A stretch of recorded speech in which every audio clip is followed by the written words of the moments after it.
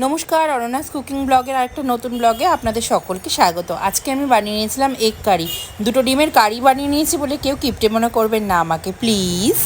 তো ডিমের কারি বানিয়ে নেওয়ার জন্য আমি প্রথমে নিয়ে নিয়েছিলাম দুটো ডিম সেদ্ধ, পেঁয়াজ কুচো, একটু আদা কুচো, আর টমেটো বাটা, আর রসুন কুচো, আর একটু ধনেপাতা পরে আমি দিয়ে দিয়েছিলাম। তারপরে নুন হলুদ মাখিয়ে কড়াই তেল গরম করে ডিমগুলো ছেড়ে দিয়েছিলাম। ডিমগুলোকে ভালো করে লাল লাল করে ভেজে আমি তুলে রেখেছিলাম। তুলে রেখে তারপরে ওই কড়ার মধ্যে আর একটু তেল দিয়ে দিয়েছিলাম। একটু বেশি গরম পড়েছিল বলে আমি অত গরম মশলাটা ফোড়নে না দিয়েই পেঁয়াজটা ডিরেক্ট আমি দিয়ে দিয়েছিলাম। আপনারা চাইলে গরম মশলাও দিতে পারেন, খুব ভালো হয়। পেঁয়াজটা দিয়ে দিয়েছিলাম। পেঁয়াজটা ভালো করে নেড়ে চেড়ে নিয়ে হালকা হালকা হয়ে এসেছিলো 80% মতো। তারপর আমি কাঁচা লঙ্কা কুচো দিয়ে আবার একটু নেড়ে নিয়েছিলাম।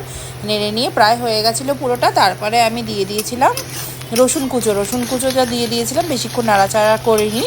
তারপরেই আমি দিয়ে দিয়েছিলাম আদা বাটাটা দিয়ে দিয়েছিলাম, মানে আদা বাটা মানে কি আদা চেঁচে রাখা ছিল, ওই আদা চেঁচে রাখাটা দিয়ে দিয়েছিলাম। দিয়ে তারপরে আমি এর মধ্যে দিয়ে দিয়েছিলাম টমেটো বাটা।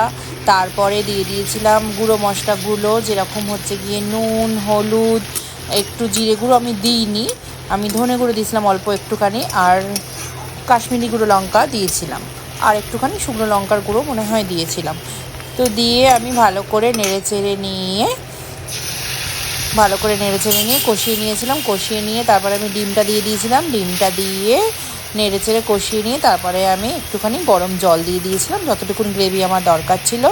এটা আমার একার জন্যই ছিল, এবং একার জন্য যে খেতে ইচ্ছে হচ্ছে বলে ডিম কষা করব না, সেটা তো হয় না। সেটা যদি একটা ডিমও হতো তাহলে আমি একটা ডিমকেও এভাবেই করে খেতাম। দুটো ডিম বলে মাত্র দুটো ডিম বলে যে আমাকে ডিম কষাটা এত খাটনি করে করতে হবে সেরকম কোনো ব্যাপার না। সেটা একটা ডিম হলেও আমি একটা ডিমকে ওরকমভাবেই করতাম।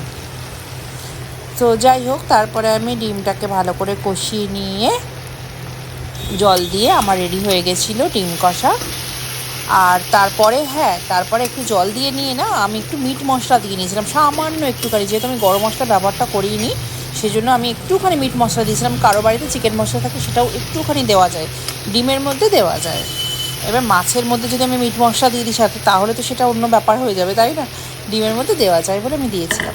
দিয়ে নিয়ে তারপরে জল দিয়ে নিয়ে নামিয়ে দিয়েছিলাম। খুব সুন্দর খেতে হয়েছিল, দারুণ হয়েছিল খেতে। আর তার সাথে সাথে সাইড ডিশ অন্যান্য অনেক রকম কিছু ছিল। এই দেখুন কত সুন্দর হয়েছে। আমি এই কড়াটার মধ্যে নামিয়ে নিয়েছিলাম। এটা কিন্তু একদমই লোহার কড়া নয়, কেউ ভুল ভাববেন না। সো কেমন হয়েছে আমাকে জানাবেন, আর এভাবে করে খাবেন, দেখবেন, আশা করছি ভালো লাগবে। আমার চ্যানেলটাকে লাইক, কমেন্ট আর সাবস্ক্রাইব করুন।